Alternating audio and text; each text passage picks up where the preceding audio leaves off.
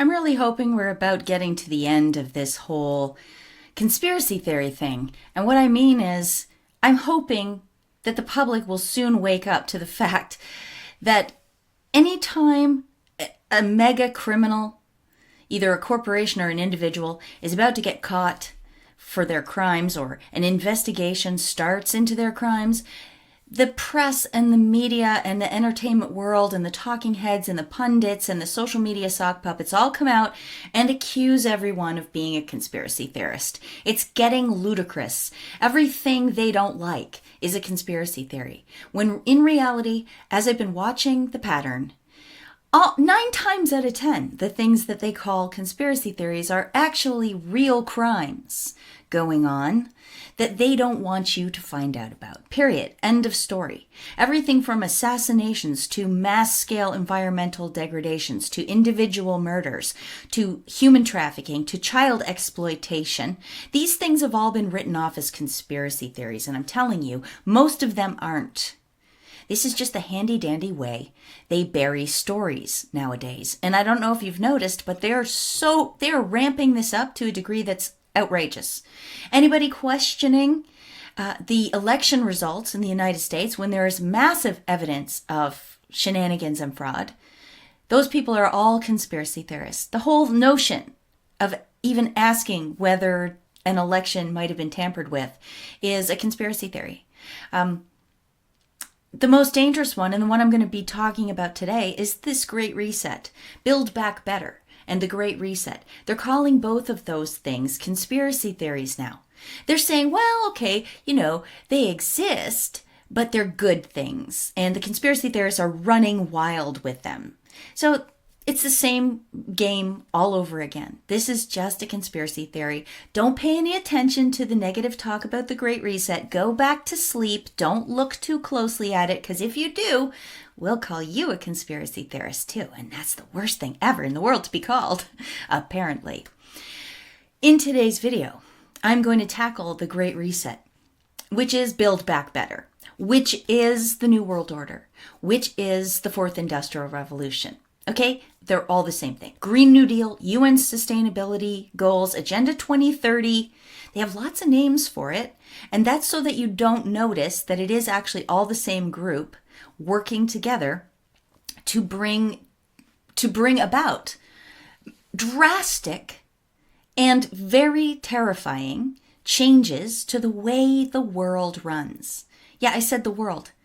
It looks like it's happening in individual countries because they're still allowing us to believe we have individual countries at this point. But really, what's happened is the United Nations has partnered with the World Economic Forum to create the largest organization the world has ever seen, and they're all after the same bunch of goals. I'm going to prove it to you today, insofar as I think I need to. There's tons more proof and evidence out there.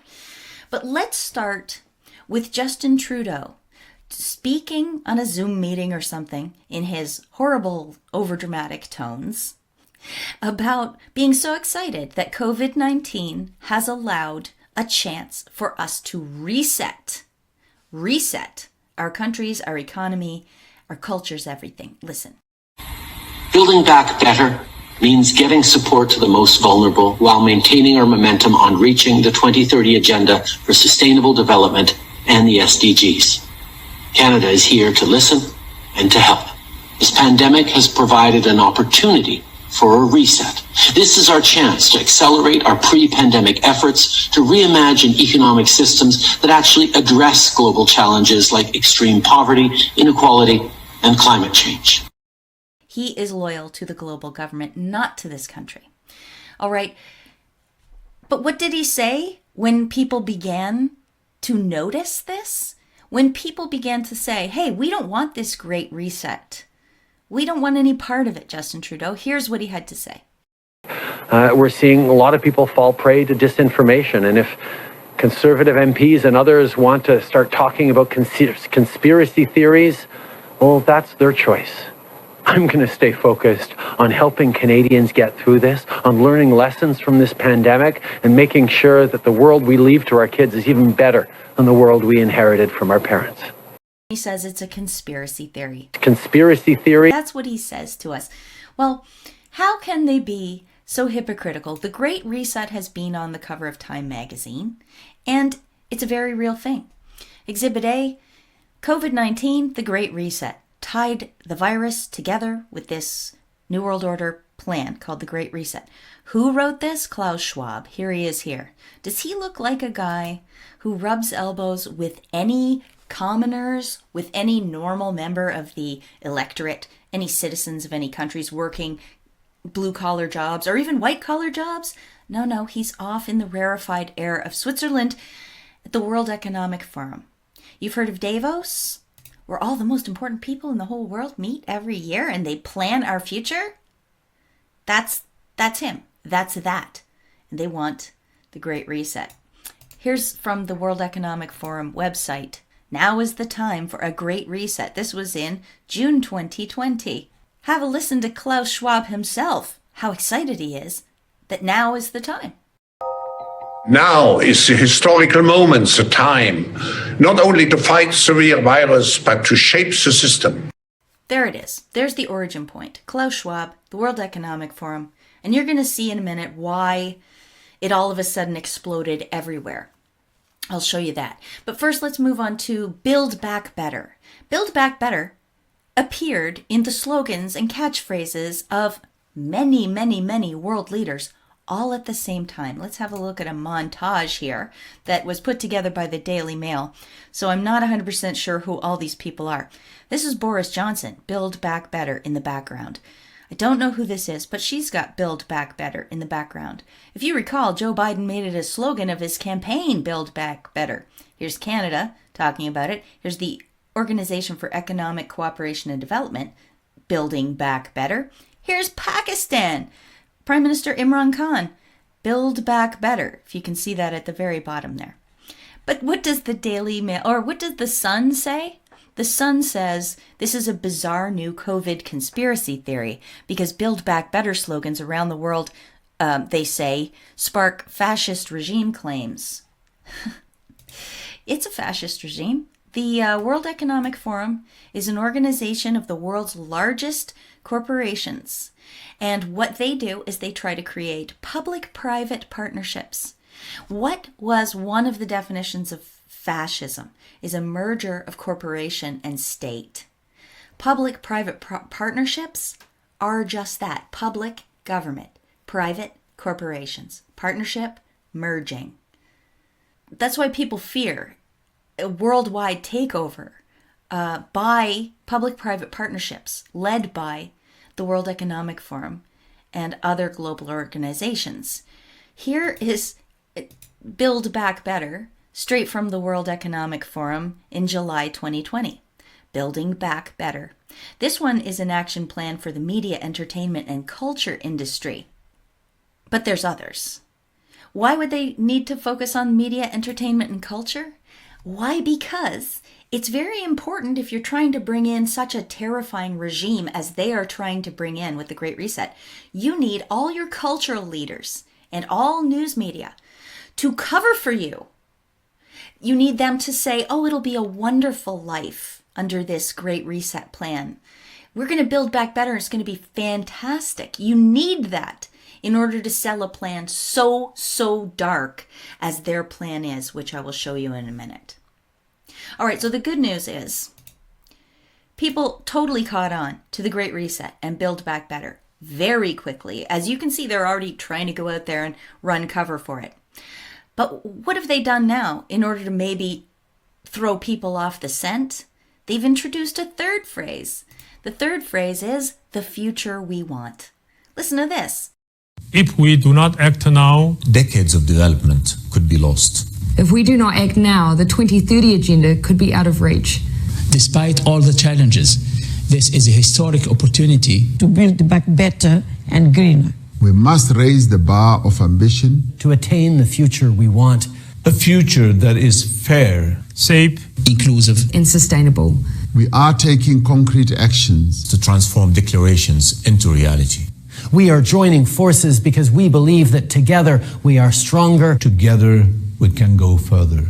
The future is in our hands. Will you join us? The future we want. The future we want. The future we want. The future we want. The future we want. The future we want. The future we want. The future we want. The future we want. The future we want. That was from a UN pledgeathon that all the world leaders zoomed into online. And you heard they just read a script. I call them hostage scripts. They're all handed a script. They all say it. They did this with the coronavirus thing. I covered it. And they've done this with other events as well. They are told what to say. So the question is, ladies and gentlemen, who is telling them what to say? Well, I believe it is, the root of this is, in June 2019, the World Economic Forum and the United Nations formed a strategic partnership. It was because the Sustainable Development Goals, or otherwise known as Agenda 2030, they were failing. The United Nations admitted this. So it brought in a ringer. It teamed up with this organization that represents the world's largest mega corporations. Right here, you can see, if you look at the phrase, the future we want, in July 2020, the World Economic Forum started writing articles using this catchphrase. In September 2020, the United Nations started using it as well. And that is probably because in June 2019, the UN and the World Economic Forum signed this Memorandum of Understanding on Strategic Partnership Framework for the 2030 Agenda. Here's what an organization called FIAN International, and they represent 400 civil society organizations and 40 international networks. For this letter that they co-wrote to denounce the strategic partnership agreement between the World Economic Forum and the UN, they called on the UN to end this relationship. Let me read you a little bit of what they wrote. This agreement between the UN and the World Economic Forum formalizes a disturbing corporate capture of the UN. It moves the world dangerously towards a privatized and undemocratic global governance. Harris Gleckman, a former UN official and senior fellow at the University of Massachusetts, says, quote, "This strategic agreement is a coup for the corporate leaders at Davos, but what does it offer the UN and the international community? This gives some of the most controversial corporations unprecedented access to the heart of the UN, yet it has not even been properly discussed by the UN's country members, and certainly not by the broader public." So there you go. And keep in mind, the United Nations has written, it's this giant hulking bureaucracy full of treaties that they say often are not binding on nations, but nations act as if they are. And there's all kinds of mechanisms that the United Nations can call upon to make these treaties and agreements binding through pressure campaigns, through trade interference and this sort of thing. Binding is as binding does in some senses. So you can see that this is very much in keeping with the definition of fascism, a merger of corporation and state. The national governments apparently did not even get a say in whether or not the UN was going to partner with the World Economic Foundation. And obviously, as they point out, the people, all of us in the nation states, we got no say whatsoever. So let's keep going. Here is an excellent article if you want to familiarize yourself with who Klaus Schwab is, his background, his intentions, and some history on the World Economic Forum. On the blog Winter Oak, Klaus Schwab and his Great Fascist Reset. I'll just read you the opening 2 paragraphs. It's a long article and very informative. I will leave a link to it in the description box below the video. Born in Ravensburg in 1938, Klaus Schwab is a child of Adolf Hitler's Germany, a police state regime built on fear and violence, on brainwashing and control, on propaganda and lies, on industrialism and eugenics, on dehumanization and disinfection, on a chilling and grandiose vision of a new order that would last 1,000 years. Schwab seems to have dedicated his life to reinventing that nightmare and trying to turn it into a reality, not just for Germany, but for the whole world. And what I'm about to get into a little later in this video should show you that that's exactly right. Now, I don't have time to cover all of it. The World Economic Forum Great Reset goals number in the hundreds, and they all kind of tie back to the smaller number of goals that the United Nations Agenda 2030 Sustainable Development Goals have. They kind of, the many turn into smaller because they group them in underneath different categories. So just keep that in mind. When I'm showing you how scary this plan is, I'm only going to show you a little bit, a little bit. Here is an article talking about the partnership and why it happened.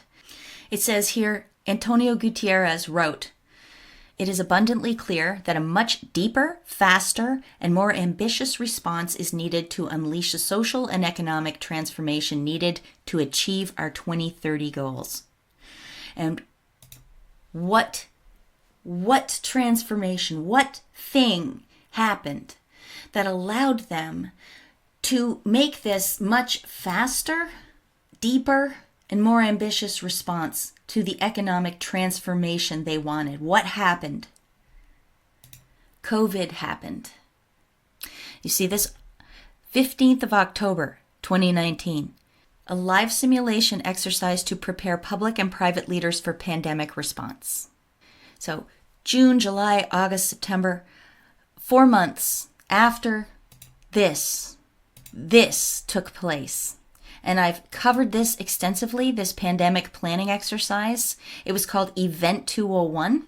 I covered it in this video, Global Public Health Mafia, showing you that Anthony Fauci was actually on the board of this organization, and many other characters overlap between the World Economic Foundation, the World Health Organization, all kinds of things. You'd have to go watch it. And then I did Not So Trusted Voices, which takes into account how they used media and sports stars and CEOs and Hollywood people and music people to push the agenda forward. I also did another video that's straight up called Event 201, if you want to go look for that on BitChute. October 2019, they planned out a pandemic and what they would do if that ever happened. And then boom, it happened, didn't it? And now we're living this nightmare. And this nightmare seems to be hitting a lot of the highlights of what the World Economic Forum and the UN wanted. Let's look at this. From July 2020, to build back better, we must reinvent capitalism. Here's how. A true recovery from COVID-19 will not be about putting things back together the way they were. We need to build back better, to reset, if we are to address the deep systemic vulnerabilities that the pandemic has exposed. World Economic Forum, July 2020. But the World Economic Forum has wanted this for years. This is what they've always been aiming at. They've always been about public-private partnerships. They've always been about centralizing control. They've always been about actually having corporations take over the rule of the world because they're technocrats and they figure that this would just work out better. Very cold, calculated rules that spread the whole world, no regional differences. We're all going to be inside their paradigm, no matter whether it works for us or not, because it works for the corporations and it works for stakeholders. That's who Klaus Schwab is interested in pleasing, stakeholders. You're not one of them. Here's a 2016 video tweeted out by the World Economic Forum that they have since deleted because it got such a bad reaction. People only really noticed this video this year when everybody started talking about the Great Reset in light of COVID-19. Well, they found this 2016 video and the World Economic Forum deleted it. They did not like being rejected. They did not like the negativity. Here, watch this video.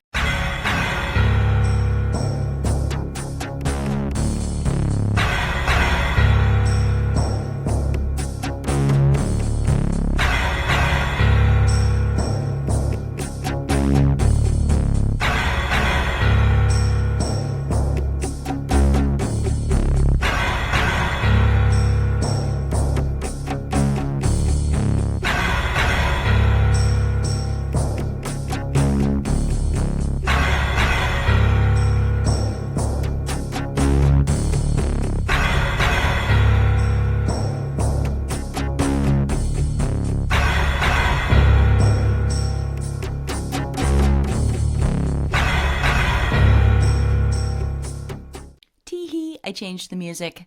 They shouldn't get away with using that happy joy joy ukulele refrain on all their spooky messages. I think it deserves that sort of ominous music, don't you? Changes it. By the way, thank you freesfx.co.uk for that track. Full credit to your website. Crazy. Crazy, crazy. You'll own nothing and you'll be happy. You'll eat less meat. It'll just be a luxury item. And more. You'll go to Mars. Don't they always promise things like that? We'll cure Parkinson's disease. We'll have flying cars. We'll have robot maids. And we'll get to colonize other planets. Listen, that's a Disneyland fantasy. All of that stuff. But that's how they sell it to people. And because people have almost a religious faith in science now, they get away with it. They get away with it over and over, generation after generation. Because you know why? Because the minute anybody tries to show you the bad part of this, all the usual suspects come out of the woodwork and they say, you're a tinfoil hat wearing lunatic conspiracy theorist who hates the earth and is a racist. That's what they do every time. And here, look, there was also an article about this on the World Economic Forum website in 2016. At this point, the headline is, here's how life could change in my city by the year 2030. But originally, the title was Welcome to 2030. I own nothing. I have no privacy. And life has never been better, it used to say. And did you notice they picked the year 2030? And do you notice the United Nations is Agenda 2030? So they have the same timeline and they have the same goals. They want you to own nothing and be happy. You saw, it says, whatever you want, you will rent. Well, I've covered this, but let me just play you a minute or 2 minutes of, I believe it's James Delingpole, talking about this whole notion of not owning anything. Listen. They're talking about things like they don't want us to own property anymore. We're not going to own anything. It will be provided for us. Well, who does own the property? Who's renting it out to us? Some sort of shadowy elite. This is a takeover by the technocrats. And I urge anyone who thinks that this is a kind of conspiracy theory to do a bit of background reading. The Great Reset, the World Economic Forum, combined with UN Agenda 2030, as it's now called, is a complete transformation of our societies around the world on lines I would call communist or fascist. I mean, frankly, what's the... Total common sense. Someone's going to own this stuff. It's just not going to be any of the plebs. They want, to be pharaohs of the world. They own everything, and they'll dole it out as they see fit, if you're good. And not if you're a conspiracy theorist, right? Yeah, I thought that was an excellent, to the point little video from James Delingpole. How are they going to ever get anyone to buy this? I talk about this all the time. It's through the fake media. It's through criticism being hidden and through their weasel words being promoted by all the trusted voices out there, right? They also are bankrupting any businesses which are not playing along. And one of the main ways they've been doing this is they've been going after advertising spaces, people selling advertising spaces. And they've been saying, don't sell advertising to XYZ company. They are not on board with the 2030 agenda. They want normal production. They don't want to go the way we're going. So stop supporting them. Here's a part from this Build Back Better World Economic Forum document where they talk about an organization called GARM working with them. Well, this is from the World Federation of Advertisers, and they've got pages and pages of the corporations who have pledged their loyalty to this. Therefore, they get to advertise. They get to exist in the news system. So many other companies don't. And I mean, I don't know. I'll link to this in the description box. You can't really see these logos, but there's MasterCard, McDonald's, Lego, Bayer. Bayer goes all the way back to IG Farben in the Nazi regime, by the way. You've got Twitter. There's Snapchat in there. There's, which some of them you can't see. It's cut off here. but it's a lot of the usual suspects. Okay, just a couple of more examples of how they are hiding this from you and how they're getting away with such an evil plan. Because that's a key part. They have to hide it from you until they're ready to spring it. And believe me, COVID-19, they're trying to spring it. They're springing it right now. They really are. Okay, they had this thing. Klaus Schwab made the Forum of Young Global Leaders at some point. And I just want you to pay attention to who is on this list. Alexander Soros, Tulsi Gabbard, Dan Crenshaw, Mark Zuckerberg, David de Rothschild, and I don't know this person, Megan Rapinoe. I can't read that. But see, Dan Crenshaw came out after the election, almost in the first day, and he said, yeah, I think Trump should concede. Just get over it. We're going to have to just accept that, you know, sometimes you lose elections. So that's interesting. And also, Daniel Crenshaw is an elected representative on the Republican side in, I don't know if what level of government he's in, but he's an elected representative. And nobody is calling him out for his membership in this cult. Meanwhile, anybody that was following QAnon at all, if they got elected, the media went crazy and said they shouldn't be in government. Now, I don't know if you know that Elon Musk, his grandfather, was head of technocracy. And this stuff is basically technocracy on steroids. What does this say? Elon Musk wants to colonize Mars to prepare for World War III. This was in 2018. You remember in this video where it said they would colonize Mars? These same talking points pushed by the cultural leaders, corporate leaders.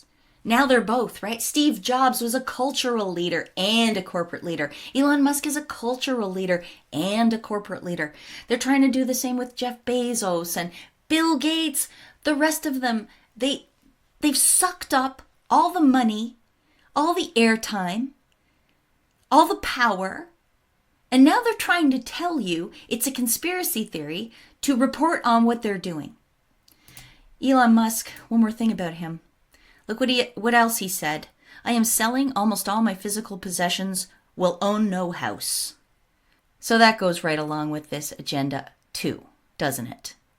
Is it a coincidence that he owns a rocket company, an electric vehicle company, and a company called Neuralink, which promises to make your brain directly interface with computers? Well, here's where it gets really dark. And I'm sorry, and I won't dwell on this, but you need to know. Because me trying to convince you that this isn't a conspiracy theory is not just about you believing that there is a real thing called the Great Reset. I want you to know how important it is to fight the Great Reset, because one of the elements of it is to hook the human race up to the Internet of Things and monetize us. Monetize our body heat, our movements, etc. Again, I made a whole video about this. It's called They Hate Us, if you want to go back and look at that. Here's what it basically looks like. They want to be able to control people through their smartphones, and this is going to be global. You see how that, if you squint your eyes, you see how that looks like the back of a head, a bald head with pointy ears? And here is the smartphone that's obviously interacting with something there. Do you know what logo that is? That is from Facebook Libra coin. Go look it up. Facebook wants a digital coin. Facebook also is invested in biomedical things. And of course, Facebook has the social networking site that controls the minds of so many people right now. So using the virus as the excuse, they're going to start the circular economy, where they use modern monetary theory and cryptocurrencies on the blockchain. They're going to put this all on the Internet of Things. So every single thing you own, everything in your house, your pieces of clothing, even your food and your light, I am not joking, will be part of this system. They need 5G. for this system to be able to communicate fast enough with each other. It won't make a difference to you. This is dependent on your smartphone because that's your connection to this. This basically will be your life, your avatar. Everything about you will be in it. They're using genetic engineering and nanoparticles to modify viruses and give you a vaccine that potentially will interact with the Internet of Things. It can modify your body so that you can communicate with the Internet of Things. Be warned, this is real. Here is Klaus Schwab of the World Economic Forum, and this is by far not the only time he's said this. He says this over and over and over. This is his dream. This is the fourth industrial revolution that he's talking about right here. Listen, it's just a few seconds. It's at the end, what the fourth industrial revolution will lead to is a fusion of our physical, our digital, and our biological identities. How scary is that? And he has said it dozens and dozens of times. He's got it all through his book, The Fourth Industrial Revolution. That's what it's all about. For a little levity right now, I'm going to give you a 20-second video that I made because when I see Klaus Schwab and I hear him talk, I think of only one character, and it's this one. It's at the end, what the fourth industrial revolution will lead to is a fusion of our physical, our digital, and our biological identities. Fun. I just have to blow off steam sometimes and make those so that I can mock him, because I don't think he likes being mocked, honestly. Anyway, here's the scariest part of all. Here's where we get real. This is from Scientific American, so this is a serious publication. From June 23rd, 2016. Credit the World Economic Forum. This was a feature funded by the World Economic Forum and inserted into Scientific American, and it was their top 10 innovations and technologies. You see this article right here. The Internet of Things goes nano. Nano. Well, I followed the chain on that. Thanks to someone on Twitter, by the way, for alerting me to this PowerPoint presentation. Okay, this is real, okay? And this is what is being talked about here. The Internet of Nano Things and Bio-Nano Things. They have this idea. The Bio-Cyber Interface and Electronic Tattoo. Integrated circuit with wireless interface tattooed on the skin. It senses biochemical information from the cells on the epidermis, in sweat glands, or the nervous terminations, nerve endings. It's small, it gets put on your skin, and it can communicate with the environment around you. I remind you that there's an invisible quantum dot tattoo being developed. This is from December 2019. Who paid for it? The Bill and Melinda Gates Foundation funded the research. And it says down here, it's possible someday that this invisible approach could create new possibilities for data storage, biosensing, and vaccine applications that could blah, blah, blah. They put a nice spin on it, of course. So that's very close to that, wouldn't you say? And that is not a fantasy. But it gets worse. They say right now, the way of communication we have through the smart grid is smartphones, tablets, and personal computers, and wearable devices like smartwatches, smart rings. Oh, they have smart belts, I guess. I didn't even know about that. Virtual assistants like Amazon Echo, Alexa, Apple HomePod, Siri, and that. So they show the guy in his house with everything communicating together. But they say, this is not practical. The devices are bulky and usually battery powered. They're not compatible amongst each other. It's not natural. You have limited voice control. You require more than one step to complete each action, and they have limited functionality, restricted to a few home control actions. It's limited email, conversation, a few fitness things, a few medical things, medical data.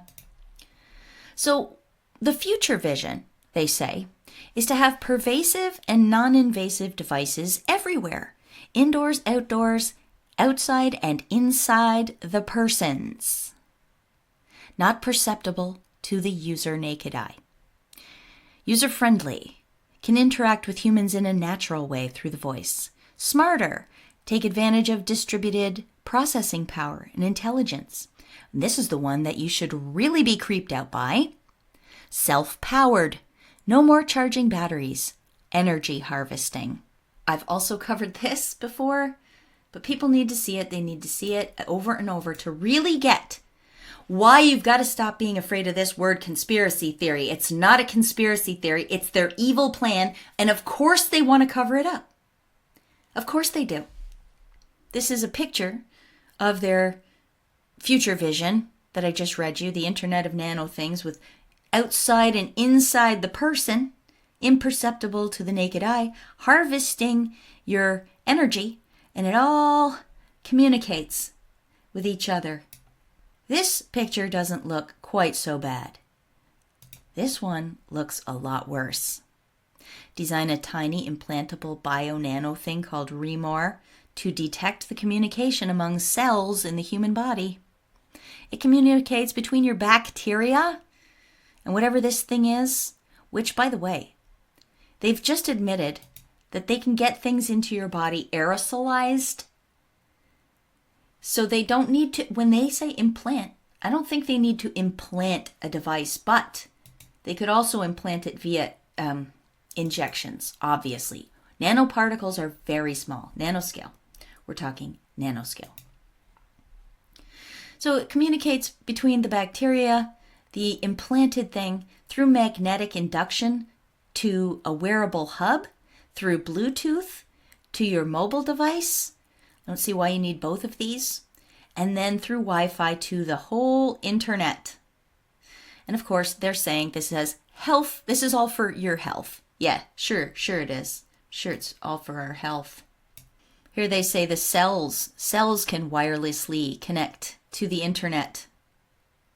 Applications, brain neuromodulation systems and regeneration of cells, heart problems, cardiac function, Crohn's disease, or projecting whatever they want into you, harvesting whatever data they want out of you.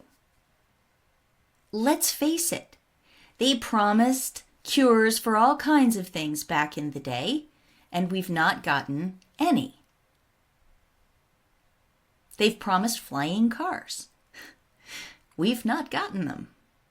Don't believe the hype here either. What they really want is this. Here's a clip from the Fourth Industrial Revolution video put out by the World Economic Forum itself on its own YouTube page in 2016. I'm going to play a tiny clip that I've played 100 times before. Here it is. The very idea of human being some sort of natural concept is really going to change. Our bodies will be so high-tech we won't be able to really distinguish between what's natural and what's artificial. You heard her. She said we have to let go of human being some sort of natural concept. She says a lot of other really creepy things in that video as well, which I recommend you go watch. Finally, what else have I got for you? Yes. Yes, this is another thing you should be very wary of. They admit that this is going to pose many security challenges. A whole new batch of cyber criminals will be born from this, because imagine you being hooked up to the internet.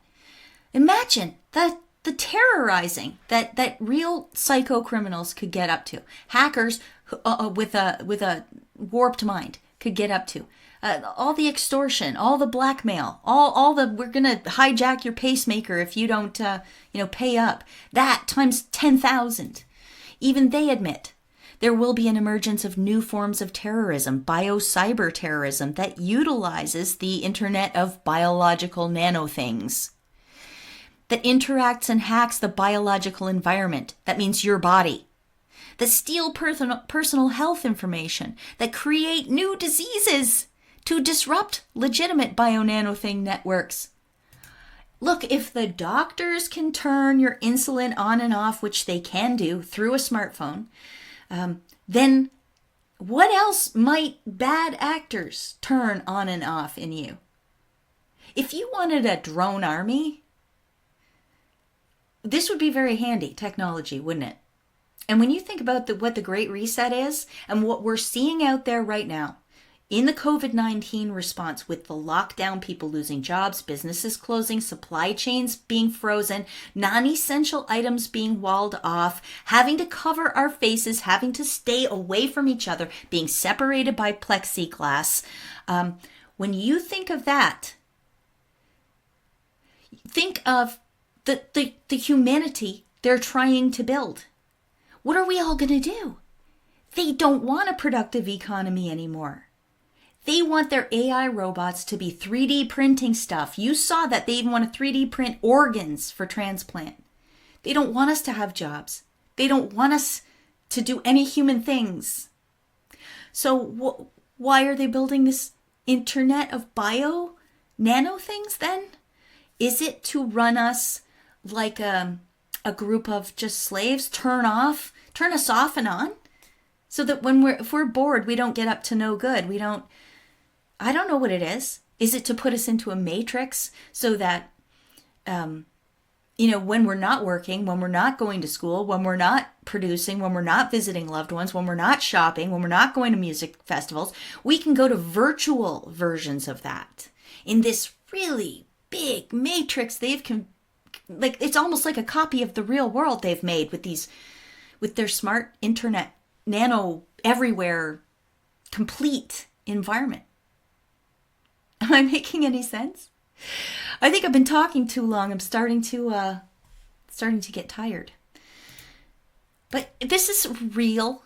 This is real. This is not a conspiracy theory. And this is the shape of what they want to build. And this video just touches on a little tiny bit of it. The fourth industrial revolution will affect the very essence of our human experience. As he already said, it's going to lead to is a fusion of our physical, our digital, and our biological identities. Right. Cyborgs who will live in a matrix of virtual reality because, don't forget, we will own nothing and we will be happy. We'll all eat hornworms. They call them micro livestock. And if this all makes you so miserable, well, you can just retreat into this fake reality that they're building with their internet of bio-nano things. All right, well, this is getting long, but I do want to give you a little bit of hope and maybe some laughs. I think Klaus Schwab looks like Blofeld meeting Dr. Strangelove. I've already shown you my Schwab at the Hut clip, but here it is again. What the fourth industrial revolution will lead to is a fusion of our physical, our digital, and our biological identities. And, I got a reward from the World Economic Forum for my constant pursuit of their agenda and for my mockery when possible. They blocked me.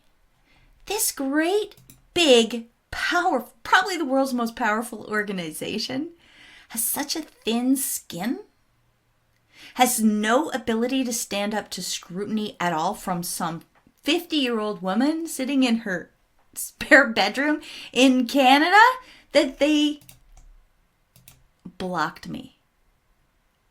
That's crazy. That's crazy. It's funny. And here's some more hope. In their own document about building back the media better, they explain why they need to. They said they're challenged for many reasons. At a global level, people still trust each other more than governments and institutions. COVID-19 is accelerating this shift away from business and closer to other people. Winning. Totally winning. That is such a big win. So be happy. And it's true. I mean, they see the terrible reaction to everything they put out. Look at this. It's got almost 700,000 views, 25,000 thumbs down, only 4.5 thousand thumbs up. And go look at their videos. Same thing happens every time. Nobody likes these people. Nobody wants what they're selling. Except, of course, the mega corporations.